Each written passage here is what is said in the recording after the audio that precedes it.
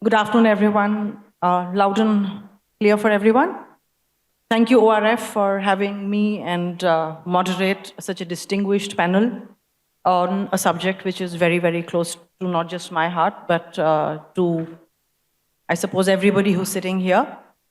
And today we'll talk about some of the challenges that we are facing in the larger scale adoption of renewables, primarily solar and wind energy, and solutions for increasing this adoption across the global south, where we face an additional challenge compared to the rest of the world uh, in terms of the fact that we are still growing in our energy journey, right? So we've not really been able to reach the energy maturity stage. We have about 800 or 900 million people in the global south who still don't have access to 24/7 electricity. And it is in this scenario that while we are still growing, we are looking to decarbonize. Whereas if I look at the more developed world, uh, they're mature energy markets, mature energy users, so it's kind of easier for them to start tapering down. And we have a scenario where by 2050, despite going green and adding a lot of renewables, the global south is perhaps going to be the largest emitter. It looks like India, being number one in that space. So with that context, I think the panel has already been introduced, and I think I'd like to get started without wasting time. The idea is to have at least two questions for each of the panelists, and to have quick questions and answers, after which we will take questions from the audience. And if there is any further intervention to one of my questions to a panelist that somebody would like to touch upon, please do.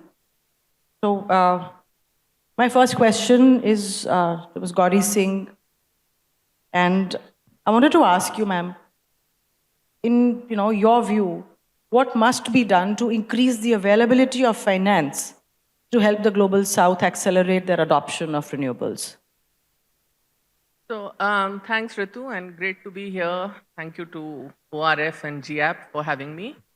I think since we've already crossed the barrier in terms of technology, now, technology risks as far as solar and wind are concerned are no more, no more for the banks, that kind of a unknown thing. So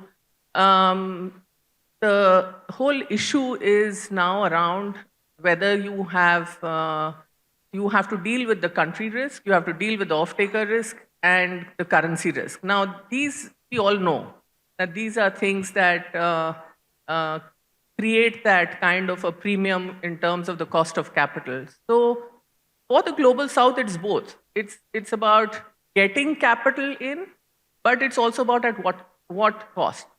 And I think both these are very critical, especially in the if you're looking at Africa, for example. Just about 1% of the total flows and investment have gone there. And renewables as a sector, about 75% of the funds come in from the private sector. This is very much different from what happens in the conventional sector, where a lot of it comes from the public sector. So public sector really has this, I would say it has a small amount that it puts in, but it has to be very strategic. And it has to be able to leverage, it has to be able to crowd in private sector capital by providing, the kind or taking up those kind of risk, which definitely the private sector is not going to pick up. So it's about not just getting the policy right, but being strategic about how the public sector is deploying its own capital that allows the private sector capital to crowd in. And I think that's really the challenge. I mean, the flows, the financial flows from the MDBs and the DFIs have been really very abysmal. So that if it goes up from in the renewable sector from 3% to 6%, maybe it'll make some difference because it'll double. But I really think that if the countries are able to use the levers of public finance well and strategically, that's when they will be able to crowd in much more private finance coming in. And I think that's really the key. Okay. Thank you. Moving on, Lydia, the question is to you. Are the renewable adoption challenges, in your view, in the global south, driven more by technology, the lack of adoption? Is the reason technology gap, or is the reason, cost concerns? Thank you. I think that question was answered by the previous speaker. Technology is no longer the issue. Once you have finance, especially low-cost finance, technology can be accessed. So I think finance is the biggest problem. And as Ms. Singh mentioned, most of the climate finance is domestic, 80%. That can't go on, and that cannot meet the goals of net zero transition. So I would say that financial flows, not aid, but low-cost finance is the key to scale up renewables. Okay. Moving on to Mr. Gurdeep Singh now. So at NTPC, you've committed to 60 gigawatt of renewables by 2032, right? At what point will, though, RE become your largest source of electricity? And, do you see a scenario realistically of phasing out coal, and if so, by when? You are asking me, Johanna, the questions, though it looks to be simple, but I think it really covers the whole gambit of the diplomacy and the politics and kind of. But let me try to be just restrict myself as far as the NTPC is concerned.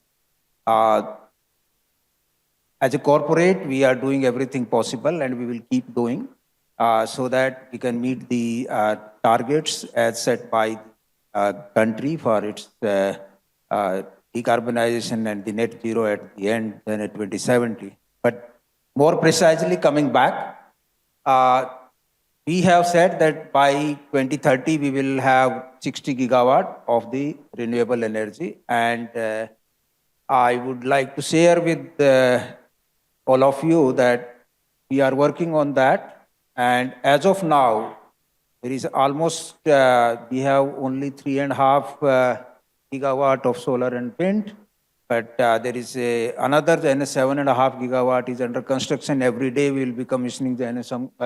Every alternate day we are going to commission some capacity or the other, and then there is another pipeline of at least 20 gigawatt, which is in the different phases of the development, so that we can take it to the construction stage as soon as possible, and we should be in a position to achieve that our short-term target of 60 gigawatt by 2030. But without evading your question, whether that will be still on the, I think, Jana, you were talking about the energy side. So I think it will take a little longer, and we being the, I think, the backbone of the Indian grid as far as the generators are concerned. So it's it will take Jana some more time, but I think everyone should have the confidence that what is possible and what will be the sustainable, all actions will be taken towards those. Thank you. I can understand. I think nobody has an answer as to when we're going to get there. My next question is to you, Francis.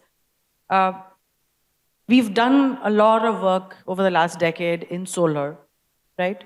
A little less in wind, and now we see the wind industry picking up again. How much of the wind energy potential of the global south has been captured? And what have been the key challenges to scaling up? Thank you, Ritu. Actually, India has set up a very good, ambitious target comparing to the previous, and now we are set across. This 120 gigawatts. I think 44 we have installed now, and which is show a year on year, which has come across 13% growth has been.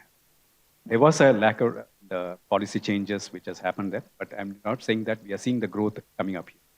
But when you're talking about the challenge, which is thing like it's not a challenge.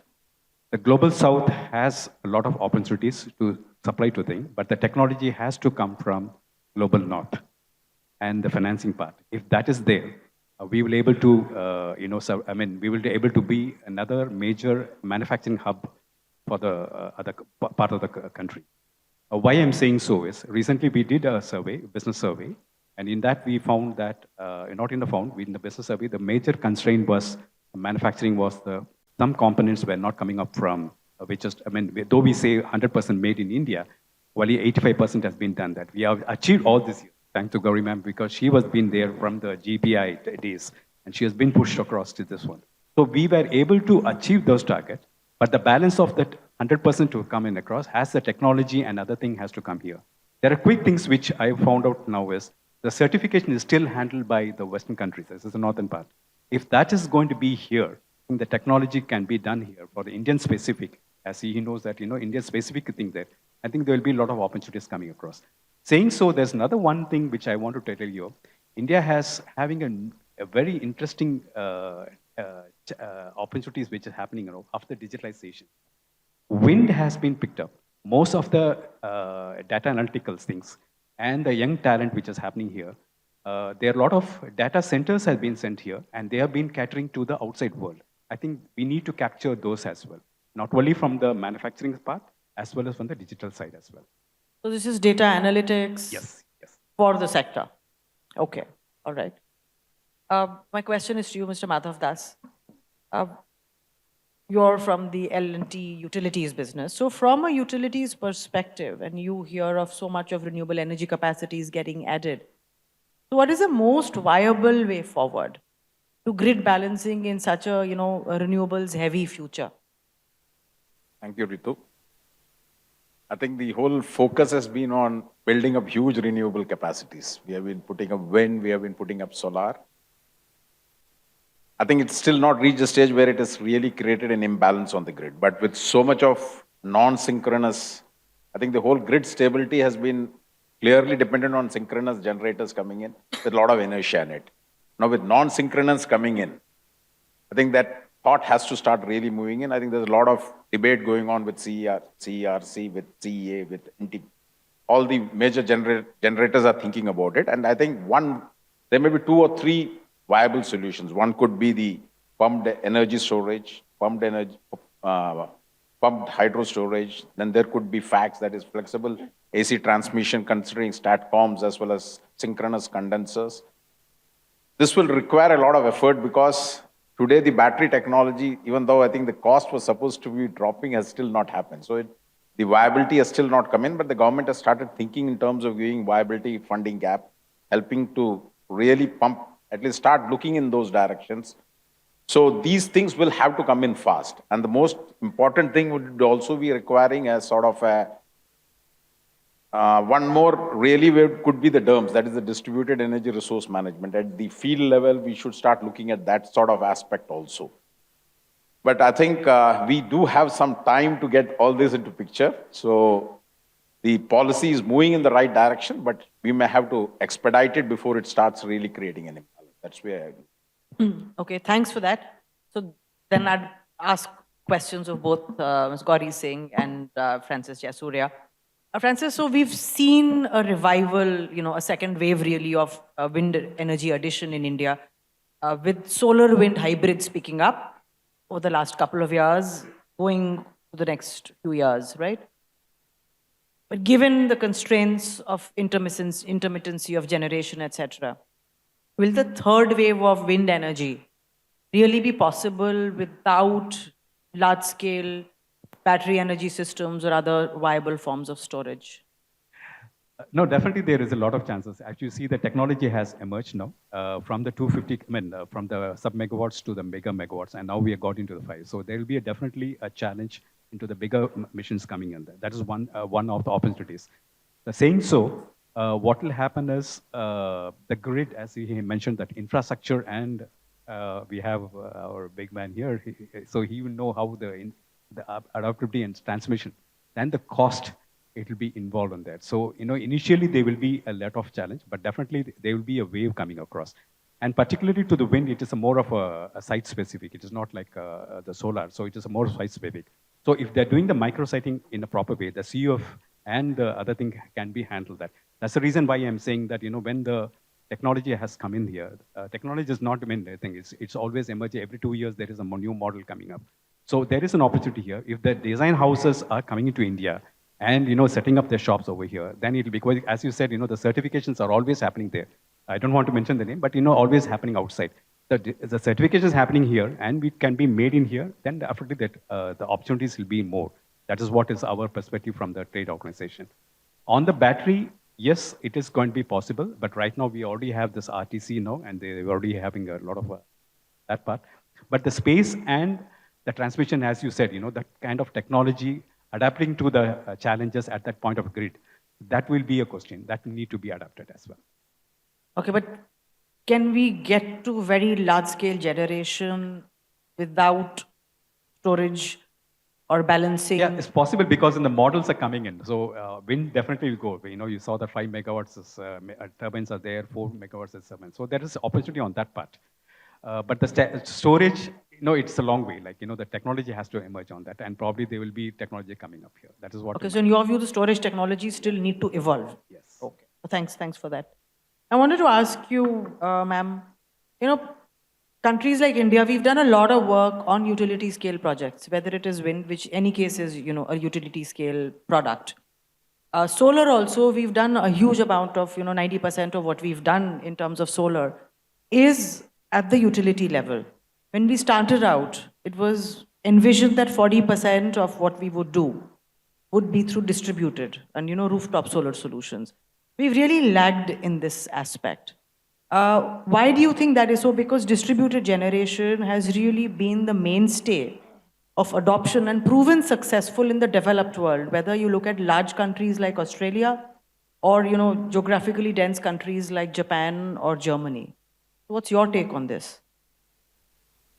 So, Ritu, I think let me start with saying that there's obviously huge amount of scope. Even if we take something like PM Kusum or the rooftop, I don't think we've anywhere near touched even, a fraction of what the potential is. And I mean, I'm just trying to think of how I can say it more diplomatically. But, in my earlier avatar, I was a civil servant. And I think, we need to be able to, as civil servants, not be afraid of looking at the policy and opening it up if it hasn't worked.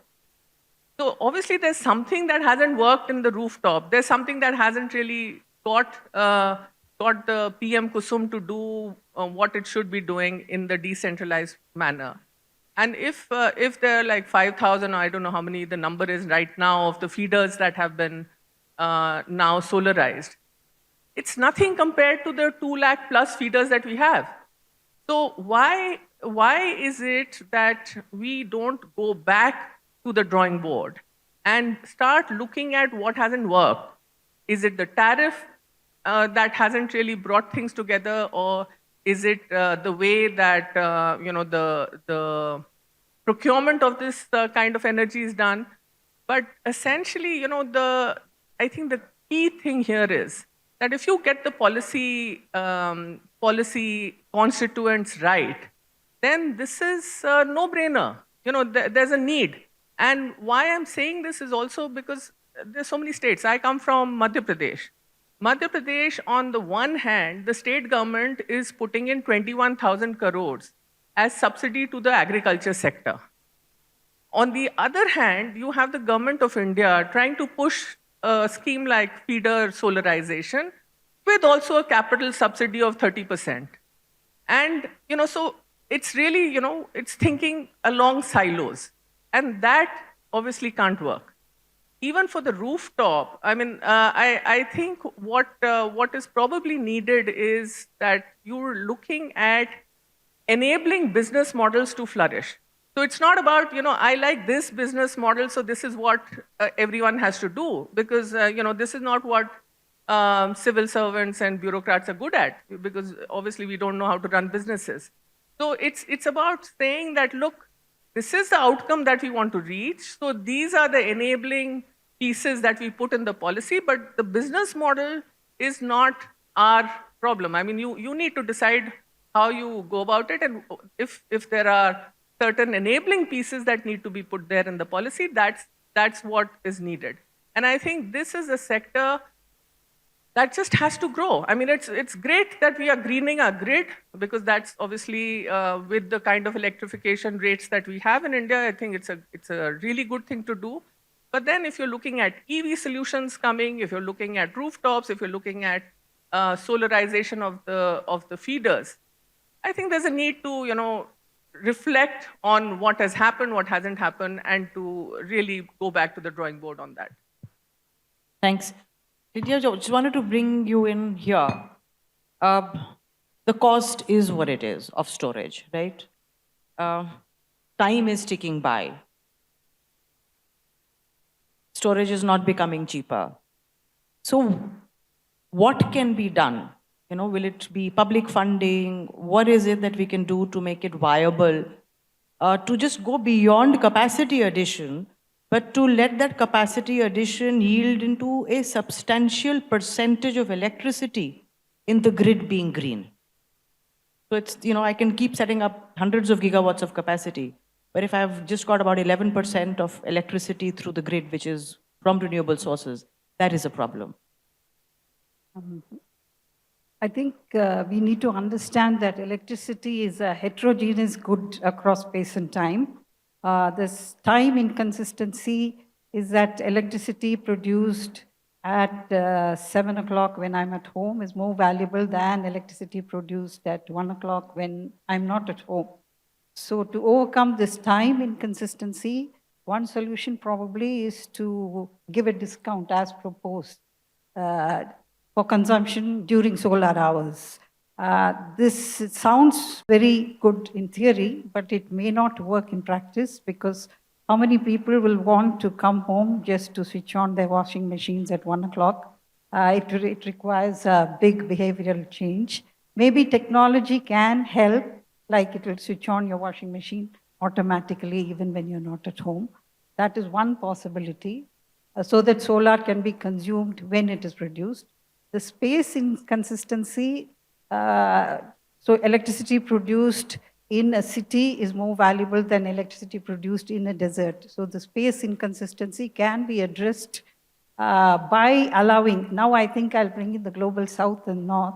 For example, India, Africa, where solar energy is abundantly available, can be allowed to produce steel, for example, using green electricity, and be allowed to export green steel to the Western markets. This is where I too have a problem with IRA and CBAM, which will prevent this from happening. If this is permitted, the space inconsistency can be overcome. The financial challenge also can be overcome, because Western investment can come in for production of green steel. So I would say that these are possible solutions. Which require a huge amount of cooperation. Huge amount of North-South cooperation. And IRA and CBAM, I see as big barriers. All right, Mr. Madhav Das, a quick question to you. So what role will T&D utilities have to play in round-the-clock RE, especially given our ambitions in areas like green hydrogen and green ammonia? Let me put it this way. I think possibly when you consider battery and green hydrogen, I think our country is moving more towards green hydrogen because it's easier to become self-reliable that way. When you consider battery in the background with lithium and all coming, which is a very scarce resource where we don't have that sort of thing, I think green hydrogen makes it much more flexible, because we have the capability to develop electrolyzers and set up plants also. So if we are going in that direction, from the T&D part of it, from utility part of it, the grid strengthening as well as putting up grid in a very faster manner becomes very, very critical. And in India, grid, when we start talking of grid, I think a big major issue coming up is right of way. And most of the solar plants are coming up in areas where we do have that sort of problem, which we have to overcome. So wind also, yes, I agree with you. So there is a requirement of a policy intervention at some stage. I do think it is so. That is one part of it. And second is, now with green hydrogen coming, where is going to be the electrolyzer base? Where is going to be the generating base? I think a lot of thought has to go, because if it is if it's not co-located, then we have a problem. We have to start thinking of how do we develop a grid for it. So there's a lot more of planning required, lot more, shall I say, lot more of intervention or lot more of cooperation between a lot of people to come out with a very clear policy on this. And at the same time, even at the consumption level or at the distribution level, we require a smart grid coming in. We require very advanced distribution management system so that we can use this around the clock. So I would put it that way, that it requires a lot of movement in that direction. So my last question is to you, Mr. Gurdeep Singh. And given the amount of success that NTPC has had over the last few years, and it's really been one of India's success stories in electricity, what have been some of the enabling factors? What have been the biggest challenges? And are there any learnings for, Gencos like yourself in other countries of the developing South? Okay. Again, but let me just take one or two points has been response just to supplement those had been the right direction. But I think the government is trying to do through the policy interventions that we should be able to get very aggressive the implementation of the renewable projects. And whatever we had committed, whether it was in Paris or afterwards, we are working on that. The other point which I must share with all of you is that we have not allowed any curtailment of the renewable energy. So I think this is what was coming out, that how it is going to be integrated. And in all certainty, just be reassured that at least up to 500 gigawatt, we will be able to absorb the CO2. But at least those kind of apprehensions not be there. We are growing at a very fast rate. The last month, growth in the electricity sector itself has been 22%. So I think we have enough appetite in our grid, and we are the largest synchronous grid in the world. And we can transfer power from one corner to the other. I know to mention here that when Chinasa was there in the power ministry, from that time onwards, the kind of the proactive steps which were taken, that it was blending of the solar, which was costly at that time, and with the coal-based, so that we can start taking up. And the companies like NVVNL, our subsidiary trading arm, we had to sign the power purchase agreements to take care of the payment risk. So those were the very innovative things which were carried out. And we go on and just devising some sort of solutions, whichever can work. And I'm sure that the rooftop, very soon you will start finding that rooftop will also catch up. We as NTPC are also looking, by the way, to start with the government buildings, and then going towards how we can really be part of on those sides. So we should be optimistic, and transition is inevitable. The only question is always how sustainable, how fast it can be. And I think everyone knows that the fund flow of $100 billion per annum has really not happened. And I hope that then there will be some other kind of mechanism which will be devised, so that not only money, but money as an affordable rate, what Gauri Madam just mentioned. I think that is very, very important in the sense that all renewable and all transition, now if you just leave the technology part, which everyone has said that it's not a kind of concern as of now, which is already demonstrated, then the cost of the project and the cost of the funding, I think these are the two things. After that, there is hardly operational cost, etc., which is there in the case of the conventional power. So these things are quite important. So the point is that we should be going through the policies which will be able to enable in the countries where it really requires. It cannot be one fit for all solutions. Right. So we have tried in the last 10 years many things. There will be similar things would have been tried in the global south countries. But just to, I think, one figure which was given to me, this is the a good part was that 84% of the world incremental primary energy has been met through the renewable sources, which is a very, very Which is a very interesting number. Jainik kind of.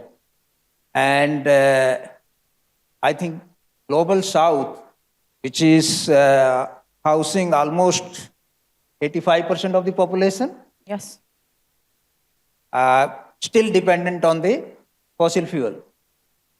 So there is a huge requirement of the funding, there is a huge requirement of the capacity addition, and so that we can, as a world, it's a kind of, I think it's a global phenomena. It cannot be, I think there is a cooperation which is much more required rather than the only one state doing or one country is doing. I think India has shown the way, and we should really be ready to help all the global south countries, whosoever really can learn from some of us. Thank you. That was a very,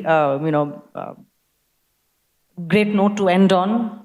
Change and transition is inevitable, and we have to deal with it with optimism. Thank you, everyone on the panel, for your very, very candid remarks. And I think there was a lot of learning that I had from the session, and I hope the same is true for the audience. I'd like to ask Mr. Rajendra Bajgain, MP, House of Representatives, Nepal, if he would like to make a brief intervention. When it comes to energy, the world has shifted from bio, coal to oil and gas, and it's called green. Then, attending this conference, energy transition has been redefined, and Nepal is not add to the position that we haven't been able to adopt such events, and we have to go back and and help our country, and then the ORF Strategic Summit for Resilience, Sustainability, Supply Chain and Geopolitical Situation. I would like to draw your attention, panelists. Back in 2021, you had a huge incident. There was a battle in Galawan, and you got the power cut in Mumbai. We have some issues like back in 2019, President Xi visited Kathmandu. We've heard that he has signed some agreement between, China and Nepal. They have signed some agreement about glaciers, free flow. There are snow rivers, free flow rivers, and the resources of the Nepali river is like their source is, most of their sources is Tibet, and they have signed an agreement which is not necessary. Recently, we have some power purchase agreement between Nepal and India. It was somewhere like 10,000 megawatt that we wanted to supply to India. And in this adversity, how do you see the Nepal-India power purchase agreement will be implemented? And So who would you like to answer your question? Which of the panelists? I'll like to all the panelists, but I want to be more specific to Ms. Paul. She was asking about using electricity when you're not in home and producing electricity, space consistency, producing electricity. I would like to raise a question that this is my intervention, that you would want to produce electricity throughout the day and night, and then you can use when you're not in home, you can use elsewhere to the manufacturing industry. So would you agree with me? I do agree with you. And also, Nepal's hydroelectricity can be a battery hydro battery to the Indian grid. I think that is a great opportunity which Nepal can use. Do we have time for one question from the audience? I know we kind of, okay. But, say which panelist you'd like to Okay, address your sir. question to. My question is Singh, sir. Gurdeep Singh, sir.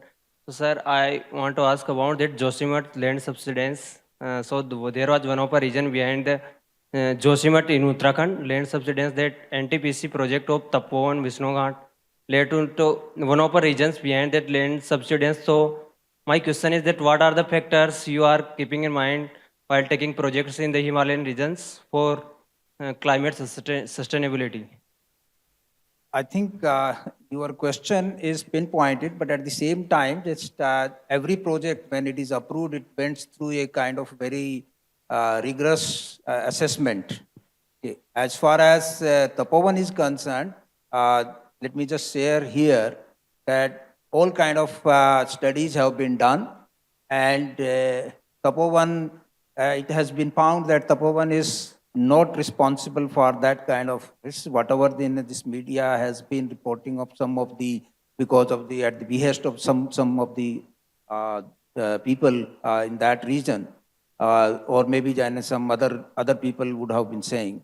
So we would like to take up only projects after the complete due diligence and the complete feasibility report, and then first followed by the all kind of vetting and verification. Thank you. Can we just very quickly, we'll just take one more question. I think we've already overshot our time. Thank you. My question is to Mr. Madhavadas. Fusion power, or the ITER, has been in development for years, and L&T has been an integral part in that project as well. Do you think that fusion power would be a solution in the recent futures when we're talking about green energy? Thank you. Fusion. I think this is an area where there's a lot of discussions going on, and small modular reactors have been talked of, but I think it's a little far away from being reality. I think there is a lot of research going on. Even the larger plants are taking time to put up with the stringent quality requirements and everything. Each plant takes in at least, if I'm not mistaken, contractual period of 5 to 6 years, takes nearly 7 to 10 years to completion. So I think it cannot be an immediate solution for problem solving. Yes, if the technology develops and that starts developing much faster, it could be there. I'd put it that way. Thank you. With that, I'd like to close the panel. Thanks everyone here, and thank you to the audience.